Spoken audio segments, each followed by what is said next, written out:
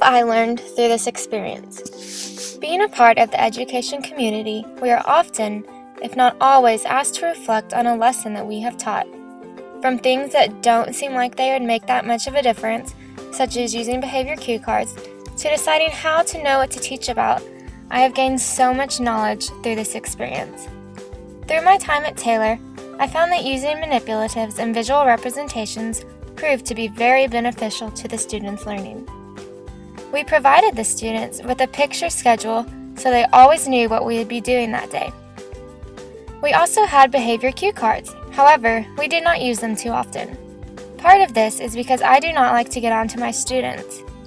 But I have learned that if you treat your students with respect, they will also treat you with respect in return.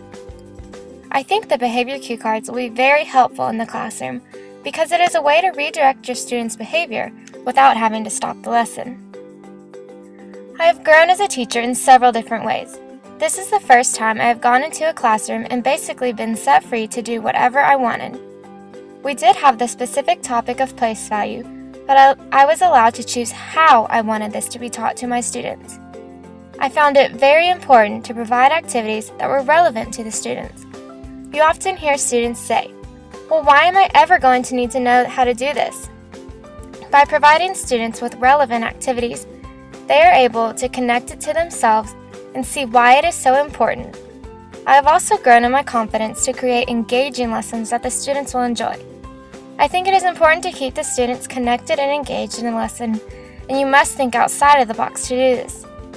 For example, I sent my students on a scavenger hunt around the room to find the subtraction problems that required regrouping. By providing an activity that was engaging to the students, they were able to learn in a fun and exciting way. I also found that it is important to set your objective at the beginning of the lesson and link it to your assessment at the end. By making students aware of this, they are able to set goals. One day, we ran out of time and did not make it to the assessment. The students were disappointed that we did not do what I said we would, and I had no artifact to measure the objective. This is why it is important to state your objective and follow through with it with an assessment at the end. In my math history presentation, I talked about how important the teacher's attitude was. Because I had reflected on my own math history, I was able to make changes to become the best teacher I could be. I knew that for me, it was very important that the teacher come to the classroom with a positive attitude and ready to teach. So that is exactly what I tried to do every single time I entered the classroom.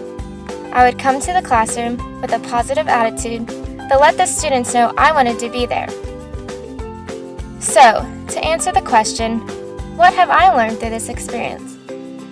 I have learned how to be and how to make any changes that need to be made to be the best teacher that I can be.